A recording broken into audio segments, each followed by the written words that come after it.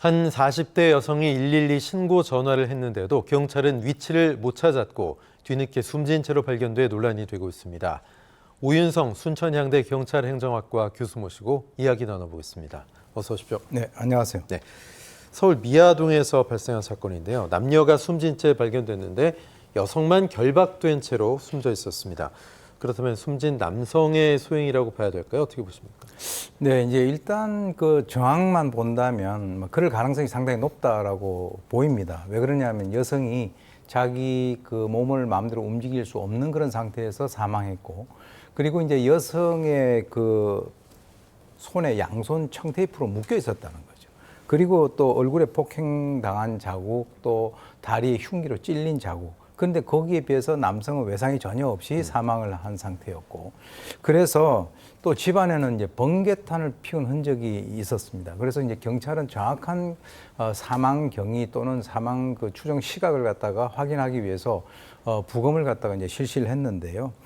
지금 이 두 사람 사이는 그 가족 관계가 아닌 것으로 밝혀져서 네. 이 휴대전화 분석이라든가 주변인 조사를 통해서 이 두 사람이 어떤 관계인지 또는 구체적인 경위가 무언가를 지금 이제 분석을 하고 있는데, 글쎄요, 제 추정컨대는 남성이 여성을 뭐 이렇게 살해하고 자신은 극단적인 선택을 한 것은 아닌가라고 추정이 됩니다. 예, 그런데 문제는 주목되는 점은 숨진 여성의 생전 신고가 있었다라는 점인데 경찰이 수색할 수가 없었다고 합니다. 경찰이 속이 타는 상황이었을까요? 아니면 여성이 더 속이 탔을까요? 뭐 사실은 이제 여성 같은 경우는 그 지금 보도에 의하면 1초 딱 전화를 걸었다 그래요. 네. 그래서 28일 오전 3시 39분에 이 여성이 휴대전화로 112 신고를 합니다. 그래서 전화를 받으니까 작은 목소리로 왜 하고 바로 이제 끊어버렸다는 거죠. 네. 그래서 이제 경찰은 통신 수사를 갖다 요청을 해서 그로부터 약 9분 뒤인 오전 3시 48분에 마지막으로 확인된 그 통신 기지국 인근에 이제 경찰들이 출동을 하는데 그 결국 찾지를 못했죠. 그리고 이제 주민등록상에 있어서의 그 주소지에는 친언니가 거주를 하고 있었고, 네. 또는 이제 통신사 기록 주소지에는 모친과 남동생이 거주를 하고 있었는데 거기 찾아갔더니 정확한 주거지를 모르겠다 이렇게 얘기를 들었다라고 합니다. 네.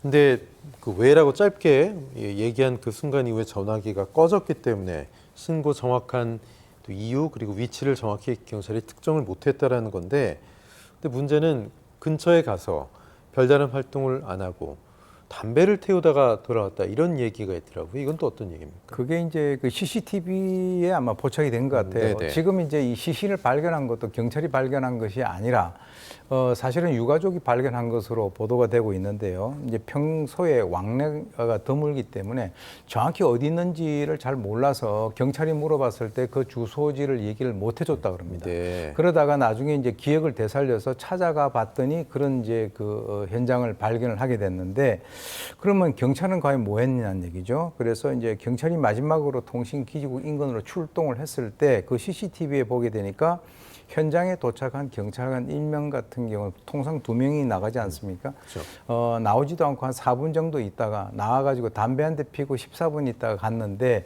바로 이 장소가 그 두 사람의 시신이 발견된 그 바로 빌라하고 약 한 40여 미터밖에 떨어져 있지 않았었다. 예. 물론 이제 경찰은 이렇게 얘기를 합니다. 1초 동안의 짧은 그 신고 내용 그거 가지고 이 새벽에 다세대 주택이 밀집되어 있는 곳을 갖다 전부 다 두드릴 수가 없었다라고 하는 그런 한계를 얘기하고 있는데, 이 CCTV가 이제 그 확인이 됐으니까 거기에 보면은 경찰관이 그렇게 그 아주 그냥 그 절박하게 찾으려고 하는 그런 의지가 좀 이렇게 결여되어 있는 것은 아닌가라는 그런 지적을 하는 것으로 보입니다. 네.